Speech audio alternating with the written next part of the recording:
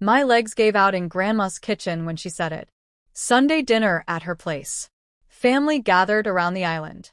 The smell of pot roast in the air. And Grandma, smiling at me over chamomile tea, casually mentioning $850,000. Money I'd never seen. Money that was supposed to be mine. Money someone else had been spending for over a year, while I scraped by in a studio apartment with a radiator that sounded like someone murdering a xylophone. I'm so glad you finally withdrew from that trust, sweetheart. Grandma smiled at me across the island, her hands wrapped around chamomile tea. That's life-changing money. The baking dish slipped from my hands. Hit the sink. The clatter echoed through that kitchen like a gunshot. What trust? I asked. The room stopped breathing. Mom's wine glass froze halfway to her lips. Dad's fork went still over his plate. Brooklyn, my younger sister, golden child, Mom's carbon copy, looked up from her phone for the first time all evening. Grandma's smile died on her face. The trust one set up for you when you were 16, she said slowly. The one that matured 6 months ago on your 30th birthday. I never received anything, I said. The silence pressed down like a physical weight. Mom set down her wine glass. Too carefully. Too deliberately. Kendal, maybe you forgot. I would remember $850,000, Mom. Something cold spread through my chest. Because here's what they didn't understand about me. I'd spent 30 years watching from the edges of this family. And people in the background, we notice everything. I'm Kendal. I'm 30 years old. And this is how I discovered my own parents committed fraud. If you've ever felt like a ghost in your own family, this one's for you. Here's what happened next. Grandma stood up. At 76, she still commanded every room she walked into. What do you mean you never received it? She asked, her voice sharp now. Now here's where it gets crazy. I looked at my mother. Really looked. Her jaw had gone tight. Eyes fixed anywhere but Grandma's face. Dad was suddenly fascinated by his pot roast, pushing it around his plate like a kid avoiding vegetables. Someone withdrew it, I said. My voice came out steady, detached. But it wasn't me. Brooklyn's face went white. Mom, she said, her voice breaking on the word. Dad cleared his throat. There was some confusion about the paperwork. Confusion. Grandma's voice could have cut steel. She slammed her mug down on the counter. Tea splashed across the marble. About nearly $1 million. Mom stood up. Her face flushed that blotchy red she gets when she's had too much Chardonnay and someone's questioning her choices. We were going to tell you, Mom said. Tell me what? I asked. Brooklyn's voice came out small. Scared. We used it for the vacation home. I shot through my veins. What vacation home? I asked. My sister wouldn't look at me. The cabin. In Lake Tahoe.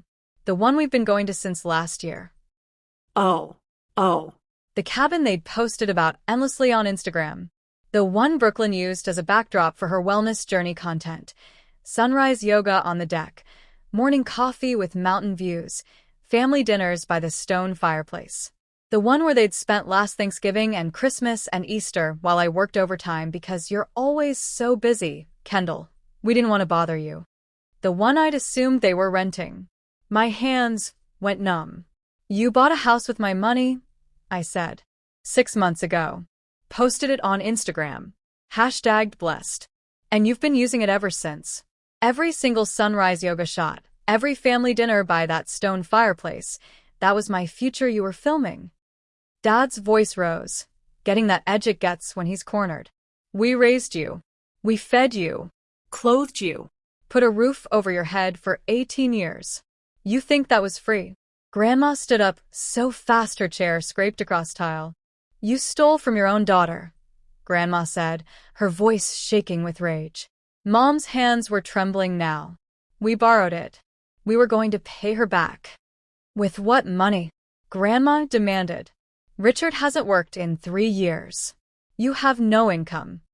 That's not fair, Mom started. Fair. Grandma turned to me, her eyes blazing. Kendal, baby, I need you to tell me exactly what happened. From the beginning. I sat down. My legs weren't working right anymore. 6 months ago, around my birthday, a lawyer called. I said there was paperwork I needed to sign for a trust distribution. I looked at my mother, held her gaze. I thought it was a scam. So I called Mom to ask if she knew anything about it. Silence. Do you remember what you told me? Asked her directly. Mom said nothing. You told me, and I'm quoting you here, Grandma would never set up a trust without telling the family. It's definitely a scam. My voice stayed flat. Calm. You told me to block the number and delete the voicemail. Brooklyn's eyes went wide. Mom. You didn't. Mom whispered. I was protecting you. Those scammers. You forged my signature. The words dropped like stones. You had access to my documents from when I was on your health insurance. You knew my social security number, my mother's maiden name, every security question answer. I kept my eyes locked on hers. You called the trust administrator pretending to be me and had them send paperwork to your address. Then you forged my signature on every single document. The room went silent except for the hum of the refrigerator and my mother's shallow breathing. Mom's voice cracked. We needed it. Brooklyn was supposed to get engaged there. It was supposed to be perfect. Perfect for Brooklyn, I said, standing up. Like everything else. Brooklyn's voice shook. That's not fair. You've always been jealous. I've spent 30 years being the daughter you forget about. The words landed like a slap. My birthday. My job. My life. You know none of it. Brooklyn flinched. Mom's mouth opened. Nothing came out. I turned to Grandma. What's my birthday? June 12th. Grandma said immediately. What do I do for work? You're a senior data scientist, Grandma answered without hesitation. You won an award last year. I sent you flowers. I looked at my father. Let the silence stretch. Dad, when's my birthday? He blinked. Shifted in his seat. It's in the summer, right? June 12th. My chest felt hollow. What company do I work for? Dad said defensively. You do something with computers. Some kind of analysis thing. I've been at the same tech company for 5 years, I said quietly. Forbes interviewed me last year about AI ethics. I paused. Let it sink in. Grandma sent flowers to my office. Mom's face crumpled. Kendal. It's fine. And here's the thing, I actually meant it. I stopped expecting you to see me a long time ago. I built a life you know nothing about. I have friends. Work I love. Ethan and I are talking about getting a place together. Mom looked genuinely shocked. Ethan? You never told us you were seeing someone. I told you 3 times, I said. You forgot 3 times. Once at Easter. Once at Dad's birthday dinner. Once over the phone when you called to ask if I could watch your house while you went to the cabin. Silence. But stealing from me? I picked up my purse. That's different. Brooklyn's mascara was running now. Where are you going? To call a lawyer, I said. Dad knocked his chair over, standing up. Now wait just a minute. You're going to sue your own family? You committed fraud. I looked at Grandma. The trust was in my name, right? Grandma's voice shook with fury. Yes. Irrevocable. You were the sole beneficiary. I set it up when you were 16 because I watched them buy Brooklyn a BMW while you worked 2 jobs to pay for community college. I knew you'd need it someday. Mom's face went white. You set that up because you thought we were bad parents. I set it up, Grandma said coldly, because I knew exactly what you were doing to her. Grandma walked over to me, cupped my face in her hands. Her palms were warm and steady. You look just like I did at your age, she said softly. Did you know that? I shook my head. Couldn't speak past the lump in my throat. Your grandfather's family, they looked right through me. Every holiday. Every dinner. Like I was a ghost at my own table. Her eyes filled. I saw them doing it to you. I couldn't stop them. But I could give you a way out. My mother whispered. Mom, that's not fair. Grandma spun on her, and her voice went arctic. You stole nearly $1 million. Forged legal documents. Lied to her face. Then spent a year posting vacation pictures from a house you bought with stolen money. Her voice dropped. went cold. And you know what you really did? You triggered the clause. Wait till you hear this part. Mom's face went blank. What clause? The one I added to the trust documents 2 years after I set it up, Grandma said. Her voice was steel now. The one that says if anyone fraudulently accesses Kendal's trust, they forfeit any claim to my estate. The house, the accounts, the portfolio, all of it. The room went completely silent. That clause is referenced in my will, in my power of attorney, in every beneficiary designation I have. Grandma's eyes were hard as diamonds. The moment you forged her signature, you voided your inheritance. You just didn't know it yet. Dad's voice came out strangled. You can't. I already did. 18 years ago. Grandma's words were precise. Final. I knew what you were. I'd watched you favor one daughter over the other since they were children. I knew that if you ever found out about Kendal's trust, you'd find a way to take it. She paused. I just didn't think you'd be stupid enough to actually do it. Grandma pulled out her phone. I'm calling my attorney, she said. It's 9 p.m. on a Sunday, Dad protested. Carter answers for me. Her fingers moved across the screen with practiced ease. He's handled my affairs for 30 years. 1 ring. 2. Carter? Dorothy. I need my will rewritten. Pause. Tonight. Yes, I'm certain. Mom lunged for the phone. Mom, please. Grandma pulled back, her eyes flashing. Don't touch Me. We'll pay her back. We'll sell the cabin. That cabin is worth maybe $600,000 now if you're lucky, Grandma said, her voice ice. After fees and taxes? You'll be lucky to get $500. She paused. Let it sink in like poison. You stole $850,000. If it had stayed in the trust like it was supposed to, invested properly, it would be worth over $900,000 by now. The number hit like a physical blow. Dad's face went purple. We don't have that kind of money. I know, Grandma said quietly. That's why you're going to lose everything. She turned back to the phone. Carter? I want everything transferred to Kendal. The house. The accounts. The portfolio. Everything. Remove Richard and Ellen entirely. My mother's voice shattered. Emma, you can't do this. I can, Grandma said. I am. Brooklyn was crying for real now. Not the pretty kind she does for Instagram. The ugly, hiccuping kind that makes your whole body shake. Grandma, please, Brooklyn sobbed. You're punishing me too. I didn't do anything. You knew. The words hung there like smoke. Brooklyn looked at me. Looked away quickly. You spent a year posting pictures from that cabin, Grandma said, her voice softening just slightly. Hashtagging blessed. Talking about family time and gratitude. Pause. You knew the whole time where that money came from. Brooklyn whispered. I didn't think it was my place. To tell me? I asked. Or, to stop them? Her voice cracked. I sent you that text. 3 months ago. Ask Mom everything. I tried. A cryptic text at 2 a.m.?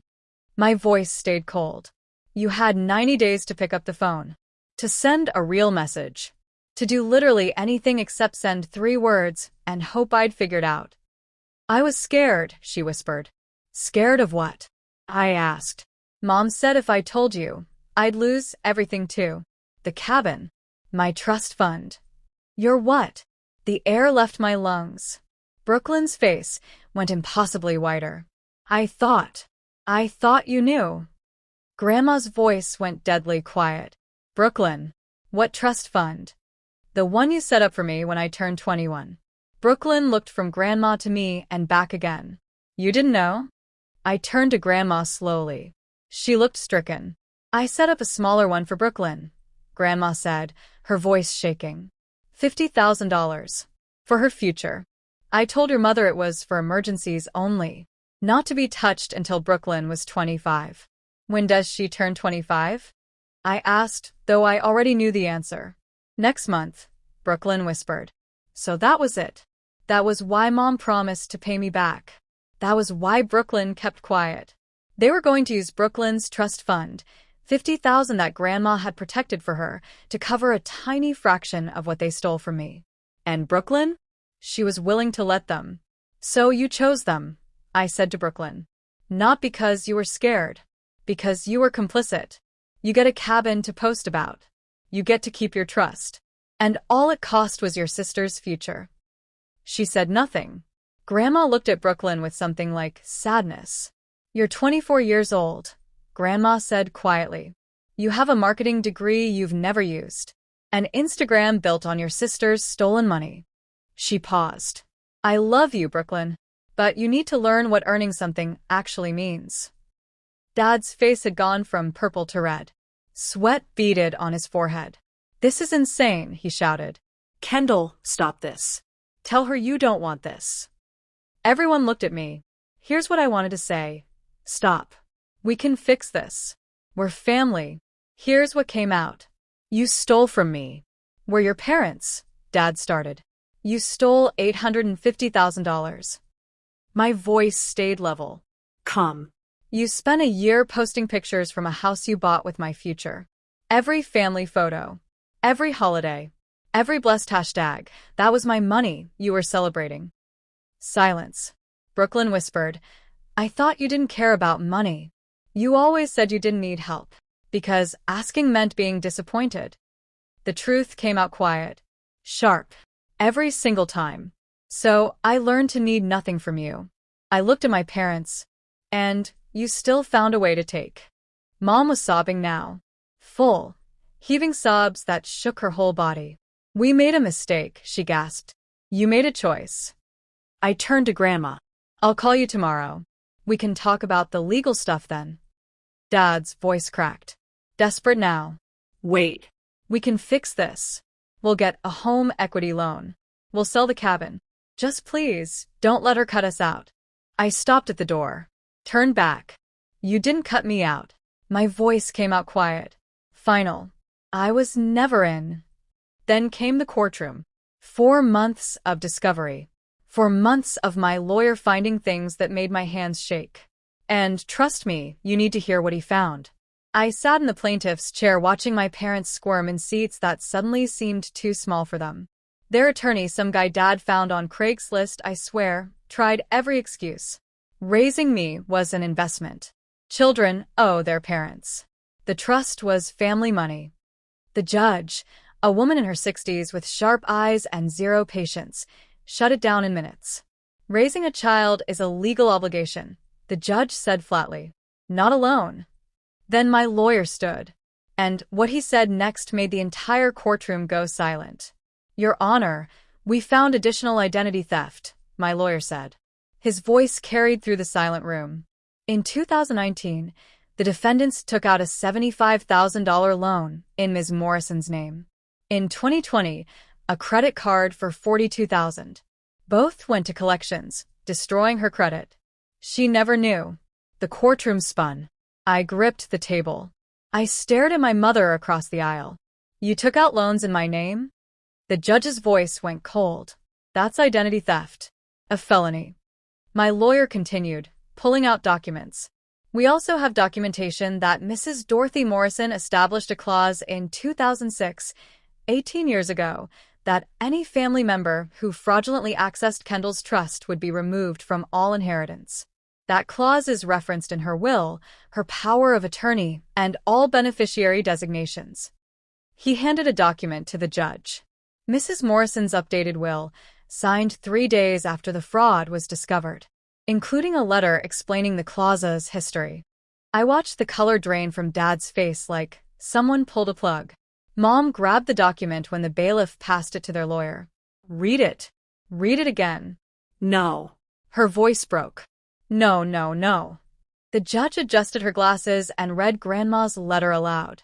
To whom it may concern, the clause excluding Richard and Ellen Morrison from my estate was not made in haste or in anger. It was activated by their actions on June 12, 2024, when they fraudulently accessed a trust established for my granddaughter Kendal. This clause has existed since 2006, when Kendal was 18 years old. I established it because I knew my daughter and son-in-law's character. I hoped I was wrong. I wasn't. Dad stood up, his chair scraping. She can't. We didn't know about any clause. Ignorance of the terms doesn't invalidate them, the judge said, her voice ice. The clause is legally binding and has been for 18 years. Your mother-in-law gave you every opportunity not to trigger it. You chose to commit fraud anyway. Mom turned to me. Her face was destroyed. You knew about this? She asked. And you didn't tell us? Like you told me that phone call was a scam? My voice stayed calm. Even. Like you told me you were spending my money? For just a moment, one single moment, Mom's face cracked. Not with anger, with something else. She looked at me like she was seeing me for the first time in 30 years. Her voice came out small. Broken. I don't even know what your favorite food is. The courtroom went completely silent. Butternut squash soup, I said quietly. Like Grandma makes. You've watched me eat it every Sunday for 10 years. Mom's hand went to her mouth. Something like realization flickered across her face. For a second, I thought maybe, just maybe, she finally understood what they'd done. But then Dad put his hand on her shoulder. And just like that, the moment passed. Her jaw set. The walls went back up. This isn't fair, Mom said. The judge looked at her with something close to pity. Fair would have been not stealing from your daughter. Then she said the words that made my mother sob. I could send you to prison for this. She looked directly at me. Ms. Morrison, do you want to press criminal charges? The room held its breath. Every eye on me. If they make full restitution, every cent, I won't press charges. I looked directly at my mother. But if they miss a single payment, if they're even one day late, I'll file charges immediately. The judge nodded once. Sharp. Final. The cabin will be sold. Defendants will repay the full trust amount, the fraudulent debts, and plaintiff's legal fees. Total restitution, $1,117,000. I'm giving you 6 months to sell the property and establish a payment plan for the remainder. She banged her gavel. The sound echoed like thunder. The cabin sold for $560,000. After fees and taxes, they netted $480,000. My lawyer went after their retirement accounts for the rest. They made payments. Every month. On time. For years. Dad went back to work at 62. Mom took a part-time job at Target. They downsized to a 2-bedroom apartment in a complex with thin walls and a parking lot full of potholes. Brooklyn moved back in with them. Her Instagram went quiet for a while. The wellness content stopped. The gratitude posts disappeared. The cabin backdrop vanished like it never existed. But then something unexpected happened. Slowly, posts started appearing again. Different ones. Her at a desk. Her at a coffee shop with a laptop. Her first day at an actual marketing job. One post, 6 months after the judgment. Learning that things you didn't earn can disappear in a heartbeat. Building something real this time. #growth. #starting over. No mountains. No sunrise yoga. No gratitude hashtags about family. 42 people commented hearts. 3 years after that Sunday dinner, Grandma died peacefully in her sleep. She left me everything, the house, the accounts, the portfolio. $2.3 million. The will she'd changed that night was ironclad. My parents' lawyers couldn't find a single crack in it. At the funeral, Brooklyn approached me. She looked different. Older. Tired in a way that seemed earned rather than performed. And what she said next, I wasn't ready for it. I'm sorry, she said simply. I know it doesn't fix anything. But I need you to know I understand now. What I did. What I should have done. I looked at her. Really looked. She wasn't performing. Wasn't angling. Just standing there. Holding her truth. I see you, I said quietly.